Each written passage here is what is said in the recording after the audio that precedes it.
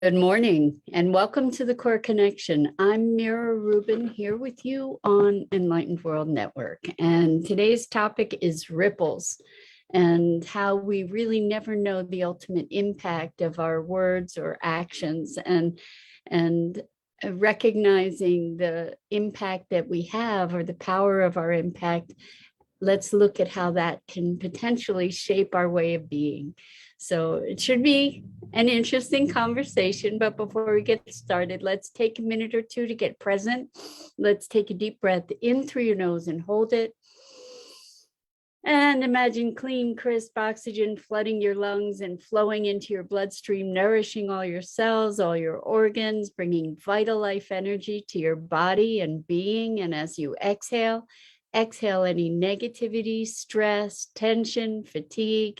And now let's take another deep breath in through your nose and hold it. This time, imagine brilliant, bright light lighting you up from the inside out, illuminating, electrifying, energizing all your cells, all your molecules, all your electrons, and lighting you up from the inside out. And as you exhale any remaining stress, negativity, tension, fatigue. And now let's just gently press our palms together and very, very softly rub your fingers against your palms to feel the deliciousness of that sensation, and bring yourselves present right here, right now, to these marvelous bodies that enable us to experience life. So welcome. Good morning, Rosalind. So good to have you starting off my day. I so appreciate you. Thank you. And everyone else that's joining us, welcome. Today the topic is ripples, and how we really don't know the breadth of the impact that we have in the world, and where just the simplest offhand comment could be life-altering to somebody. And when we are aware of that, and when we live into the impact that our presence has, we get to look at how might that change our way of being. And so there's a story about someone who smiled at someone in the grocery aisle one day and said something kind, and found out, I don't know if it was right in that interaction or found out later, that that person was kind of on the brink of committing suicide. And that one gesture of kindness, of kindness, connection, recognition, was enough to shift them out of that intention, and to revitalize them.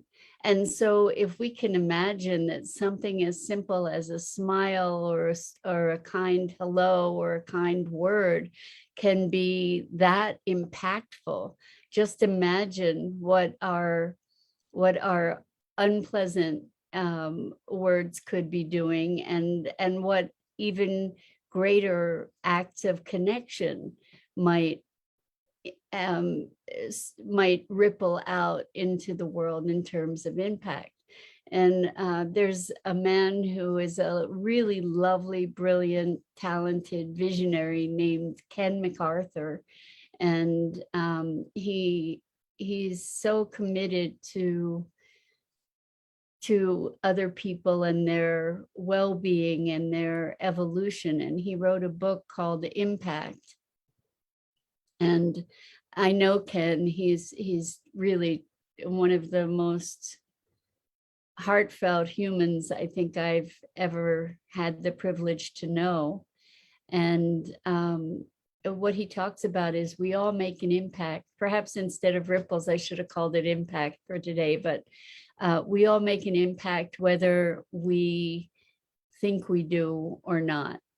And we can be making an impact as in things as simple as the way that we interact with people in our daily transactions, whether it's dealing with someone on the phone or in a business, or just that we pass in the street, that we all make an impact. And one of the things that we've talked about in the past is how emotions are contagious.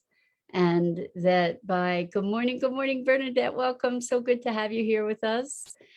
We're talking about ripples and impact, actually, and how when I've talked in the past about how a smile to someone is catching, right? So oftentimes in a grocery store, for instance, because that's where I find myself in the context of other people most often. And thankfully, we're not having to wear masks all the time anymore, because we can smile and see each other smile.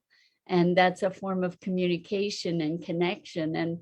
And even just a smile usually provokes a smile.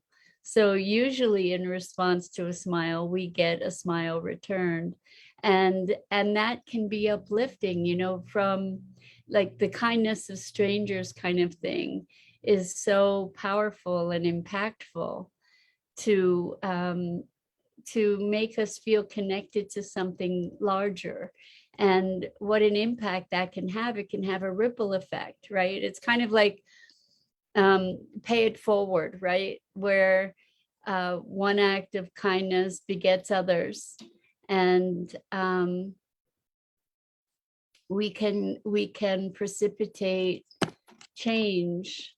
And we do, whether we recognize it consciously or not, we do have an impact. So when we're less than kind, that's impacting another person, and that person may then be interacting with other people out of, or in response to, in reaction to that initial interaction, right? So if we are aware, like so many of us go through life believing that we don't make a difference. And we do in all kinds of ways. It doesn't have to be in a way that is overtly world changing, that it doesn't have to be that we're creating world peace, for instance, but we do create an impact all the time. And I've had situations where I've had a conversation with somebody that was just so lovely on a service call kind of thing, where I'm calling for assistance with something, and the person was so lovely, it made such a difference. Or I've talked to people that were really grumpy, and I've had the presence to say, you having a rough day, and turn that around so that person feels seen and heard. Bernadette says, I love when I'm in the grocery store and I run into someone I know and they ask what I'm doing. So I feel a giggle come up and I say, hunting rabbits. Humor is my favorite and smiles go a mile. Absolutely, because obviously the grocery store is the place to hunt rabbits, right? That's funny, Bernadette.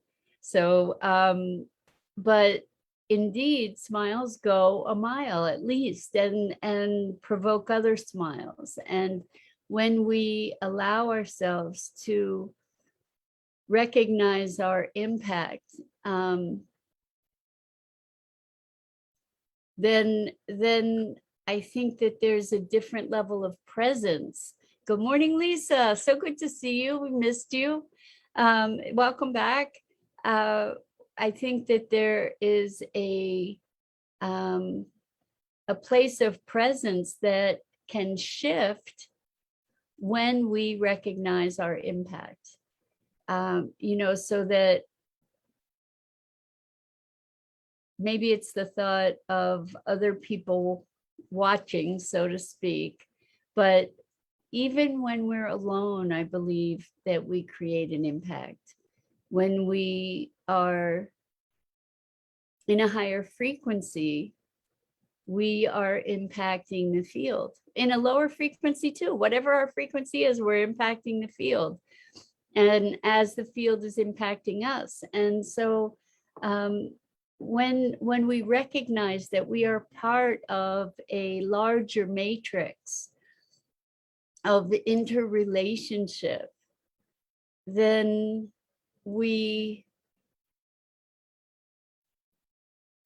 I think we tend to show up differently. I think we tend to show up more from our best selves. When we believe that we are in isolation, that we have no impact, that we are disconnected, then we act in ways that are often disconnected and self-serving, or I think probably self-serving in ways that we wouldn't otherwise. So I'm curious what your experience is of this, like when we recognize, I think that a lot of us sort of are in a oh, this is very cute. So Lisa says, my African gray, Gracie, is kissing you on the phone. Well, please kiss Gracie for me. Lucky for you to have an African gray. I understand that they are the smartest birds on the planet, at least as far as we know. So Gracie's got to be such a delight, I'm sure. Anyway, when we think about how we might be impacting others and the impact that we're making even on the field, when we're aware of that connection, I think that our beingness, our behavior potentially shifts. Because, you know, if nobody sees and nobody hears, then or we don't make a difference, then we can act as however we act. So Bernadette says, as humans, we're not meant to be alone. When I find things that are uplifting and bring a sense of comfort. You know, it's interesting, Bernadette, I spend a lot of time alone, but I'm not really alone because I have Maggie and I have my cat Jewel. And I also feel the connection that I have to others. When I lose the connection to others, that's when things get particularly dark. So Lisa says, I have two African grays. Wow. And she just said, it's true. Oh, that's so funny. That's wild, Lisa. Very cool. I wonder how they get along with each other. I've heard that if you have more than one bird, they tend to be more bird and less people bird. So I don't know if that's true or not true. Rosalind says, stepping into a manager role is something I never thought of or felt capable of. I'm starting to shift, which is opening to become an influence at the workplace. That's awesome, Rosalind. And exactly, you know, so here's the thing to notice is that you are already an influence in the workplace. The way that you act and interact with others is you can be providing a manager persona, and I don't mean telling people what to do necessarily, but the strength of leadership that is inherent to management, or should be anyway, right? In an ideal world. And you can exhibit that behavior and that level of responsibility and accountability and connection and all of that good stuff, no matter what your position. And then it makes you become an impactful part of a team. And that's where you would get seen to be able to be promoted to a position of manager, for example, because you exhibit those qualities already. And Lisa is talking about her African Grace. They don't get along. Gracie's the flock leader and has a rival relationship with Caesar. Okay, so like battling siblings. So Bernadette says, teamwork is the dream work. Yes, teamwork makes the dream work too, right? And I think that teamwork is something that is inspired in leadership, and we don't have to be in a traditional leadership role to be leading through example, for example. And so we get to be looking at the ripples of our beingness, how we be and how we interact, and how that ripples out and impacts others who then impact others, who then impact others. And I think one of the most obvious kinds of examples is the pay it forward type idea, where somebody has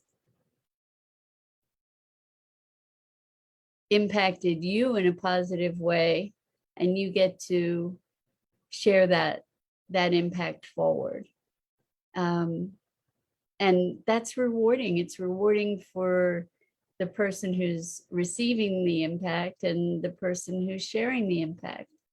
Ideally, not if we're trying to steamroll other people, or not if we're trying to dominate or control, but by simply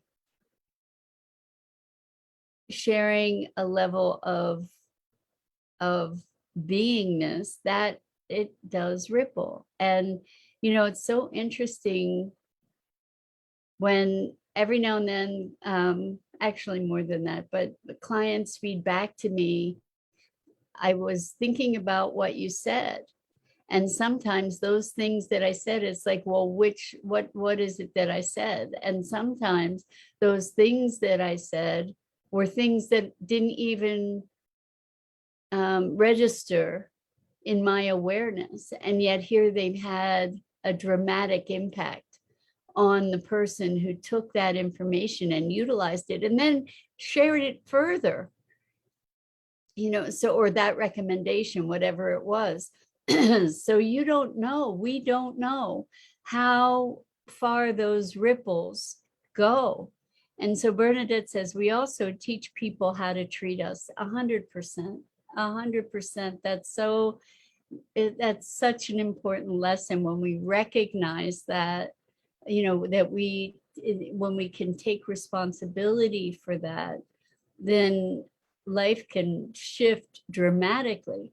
So Bernadette continues, so if we come in on a higher vibration and it trickles down to uplift those who may not be feeling or within the higher vibration. Exactly. And that's kind of like the smile thing, to be helping to shift someone from being in a funk to being seen, to be smiling, to be saying hello to. So it wasn't that long ago that I was at at a mall. I was getting my phone fixed. And there was this big guy. He had to be, I don't know, at least 6'4".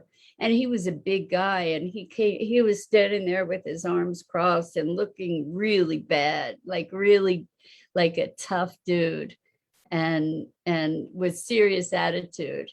And he was there waiting for some kind of phone service as well. And I just sort of poked him and I said, hey, smile. And he just broke into this most glorious, beautiful smile. And it was transformative. It was memorable for me to be able to see what an incredible transformation. And and it was such a cool moment to experience that transformation. It was radical. It was really, really, really cool. And to see that something so simple, because he didn't go back to being the tough guy. All of a sudden he was this giant teddy bear. And I said, wow, you have such a beautiful smile. And I'm sure that took him so by surprise, that he just did not know how to respond other than to light up, because he got seen. Thank you, Bernadette. It was really beautiful. It really, truly was. And look at how powerful we are. What a powerful impact. And here this guy got to be showing his bright light, just because somebody came over and nudged him. So we don't know the impact that we have. I like I said, on these service phone calls, oftentimes we can be really grumpy and dissatisfied and challenging and upset and all of that stuff. And in this, when we're aware of our impact, maybe we can connect with that person on the other end, because they're not just a service bot. They're a human being over there. And to be able to connect human to human, I think it can change the world. I think that it's our disconnection from one another that enables us to do horrific things. It's disconnection that allows people to abuse other people, whether it's to make abusive business decisions.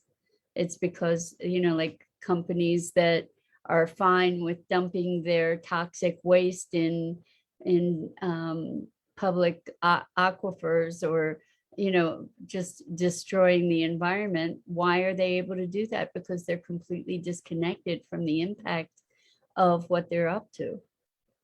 And they're disconnected from other human beings that are suffering the consequences of their actions. And so if we recognize our impact, then maybe we'll behave differently.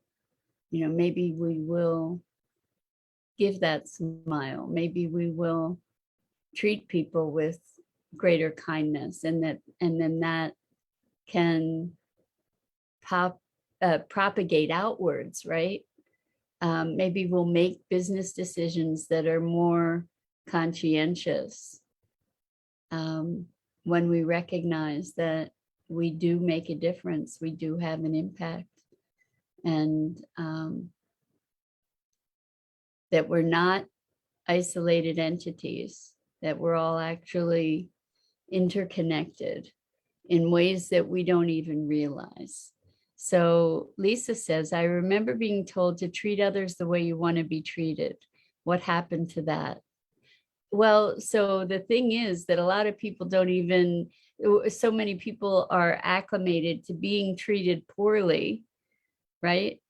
That's how they think they deserve to be treated, which is really unfortunate. But I agree with you. If we were to treat people the way that we would like people to treat us,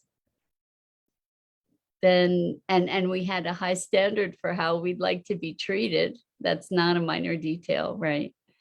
Then the world would be a different place. So if we recognize others as ourselves as an extension of ourselves. If we recognize that, in fact, I say, in fact, this is my belief. I don't know if it's true. It's one of my working hypotheses. But if we recognize that we are all of it, that we are all inextricably linked to one another, we are all connected. If we believe that and we know that, then we must be behaving differently. We must. Bernadette says, "You make a difference in my mornings." So inspiring, such great conversations, such wonderful people here. Love the space. Bernadette, you just made my day. Thank you. You make my mornings too. And I'm so grateful to you and to all of you who show up and share or just listen, and we don't even know you're listening. But to be engaging in these conversations and maybe to be carrying these ideas into your day, it and to be more mindful, more present, more alert, more connected. What more could we ask? Isn't that a gift? So I'm so grateful to you for the gift that you give me. And Rosalind says, morning musings. Thank you. And thank you. It means so much to me to have you showing up, to be able to have this engagement, because we really do get to be all hands on ship, or I don't even know if that's the right way to say it, all hands on board, to really be creating the world that we want to live in. And we do have the capability to make it happen. I just believe that, or I couldn't continue. So anyway, that's it for this morning. I'm Mira Rubin. This is the Core Connection. And I go live here each weekday morning on the Enlightened World Facebook page at 9 a.m. Eastern. Please check out the other awesome programming on Enlightened World Network on their Facebook page, as well as Enlightened World Living and EWN, One with the Earth. And I wish you a really beautiful day. Let's make not just ripples, but let's make waves. So much love to you.